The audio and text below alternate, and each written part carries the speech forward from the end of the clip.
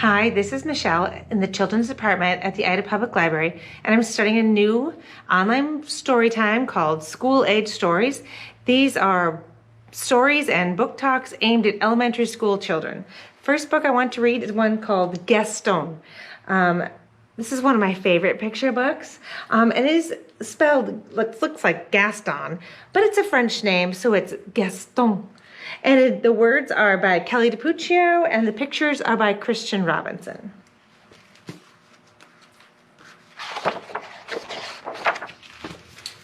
Gaston. Mrs. Poodle admired her new puppies, Fifi, Fufu, Ooh La La, and Gaston. Would you like to see them again? Fifi, Fufu, Ooh La La, and Gaston. Perfectly precious, aren't they? Mrs. Poodle thought so too. The puppies grew, as puppies do. 3 were no bigger than teacups. The 4th, however, continued to grow and grow until he was the size of a teapot. Mrs. Poodle took pride in teaching her puppies how to be proper pooches. They were taught to sip, never slobber. Good, well done, very nice. And look at Gaston. Nice try. They were taught to yip, never yap. Yip, yip, yip, yip. But here's Gaston. Ruff, ruff, ruff. Can you see the differences in the puppies? They were taught to walk with grace, never race. Tip-toe, tippy-toe. And here comes Gaston. Whoa! The puppies were also taught how to look pretty in pink, nibble their kibble, and ride in style. Look at the puppies right inside the purse. Whatever the lesson, Gaston always worked the hardest, practiced the longest, and smiled the biggest. Mrs. Poodle was very pleased with all of her puppies, Fifi, Fufu, Ooh La La, and Gaston. Spring arrived and the proud mother was eager to show off her darlings. She took them to the park for their very first stroll in public. There was much to see: daffodils, ducklings, dogs. Oh dear, who do we have here? Rocky, Ricky, Bruno, and Antoinette. Would you like to see those puppies again? Rocky, Ricky, Bruno, and Antoinette.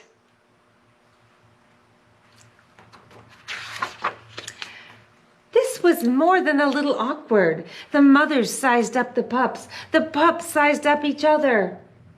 It seems there's been a terrible mistake, Mrs. Bulldog said, breaking the silence. Oui, oui, said Mrs. Poodle, agreeing sadly. Oui, oui means yes, yes in French. And that's where they live. Whatever shall we do? Mrs. Bulldog could not come up with an answer. I guess we'll let them decide, she replied at last. So, do you notice something different between the two dog families? Something that stands out about Gaston and Antoinette? See all these poodles? Fifi, Fufu, Ooh La La, and Antoinette over here. And the bulldogs, Ricky, Rocky, Bruno, and Gaston over here. Gaston and Antoinette were young, but even they could see there had been some kind of mix-up. The two puppies began to circle around and round the group. Gaston walked with grace. Antoinette raced. Gaston yipped, yipped, yipped. Antoinette yapped, yapped, yapped. So Antoinette is acting like the bulldog, and the bulldog Gaston is acting like the poodle, because that's how he was taught, right? And when they finally came to a stop, the puppies had traded places. that Gaston is going away with the Bulldog family, and Antoinette is going away with the Poodle family. It looked right, but it didn't feel right. Well, why not?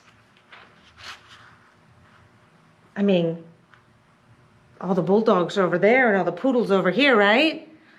But that evening, Antoinette tried to fit in with her new sisters, but she did not like anything proper or precious or pink. "Phooey," she said.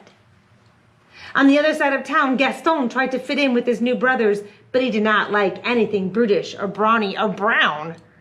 There he is. He's like, ick. So Gaston is liking all the things that his Poodle sisters like, right? Because that's how he was raised. And Antoinette is liking things like her Bulldog brothers liked. Because that's her family, right? Antoinette and Gaston weren't the only ones who were having a hard time adjusting to this new arrangement.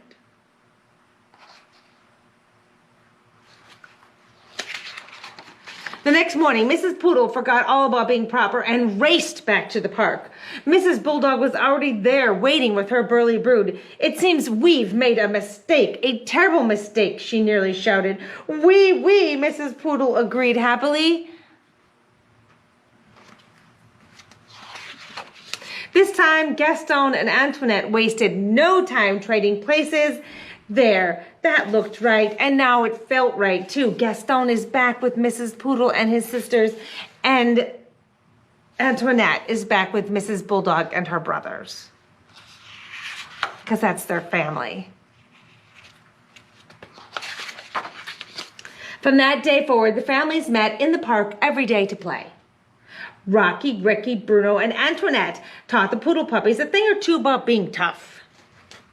Likewise, Fifi, Fufu, Ooh La La, and Antoinette, or Fifi, Fufu, Ooh La La, and Gaston, taught the Bulldog puppies a thing or two about being tender and sweet.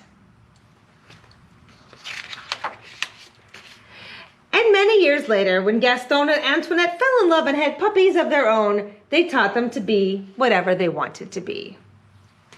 There they all are together.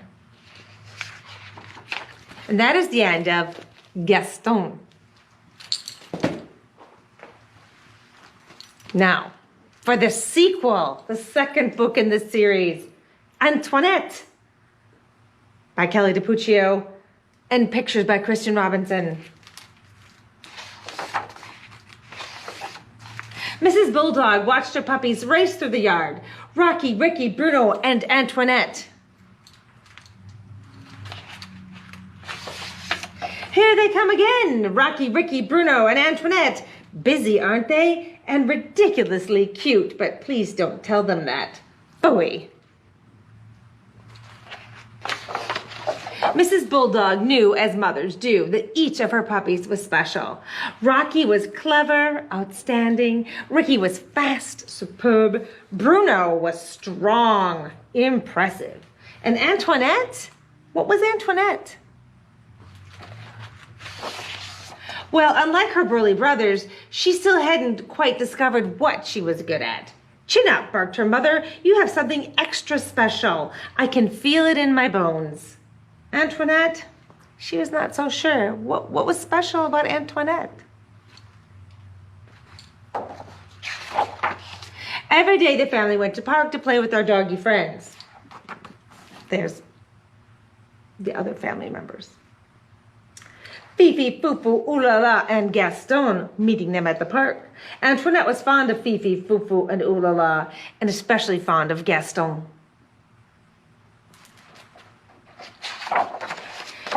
There was much to chase after in the park. Biscuits, balls, butterflies. Oh boy, there seems to be a problem. Yip, yip, yip, yip, yip, yip, yip, yip.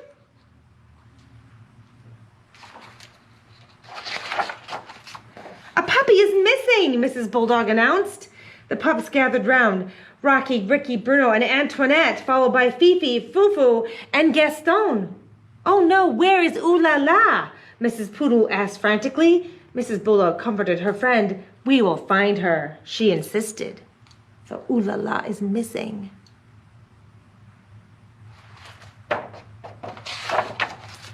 Rocky was clever, and he tracked paw prints in the mud, but there was no Ooh La La.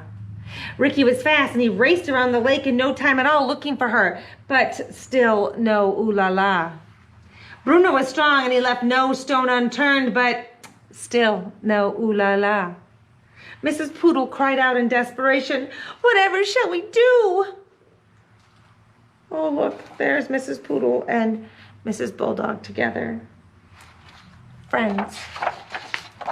In that moment, Antoinette felt a tug in her heart and a twitch in her nose, and she would not give up.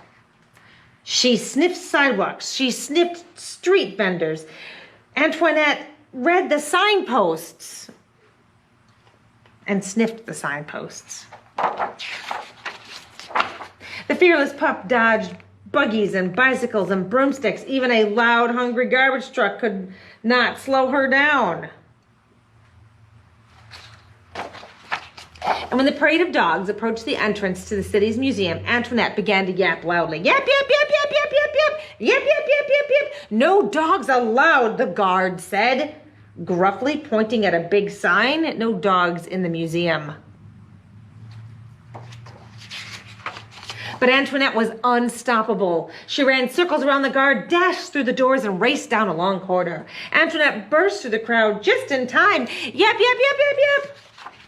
To save Ooh La La from a perilous fall. Oh, look at her up there.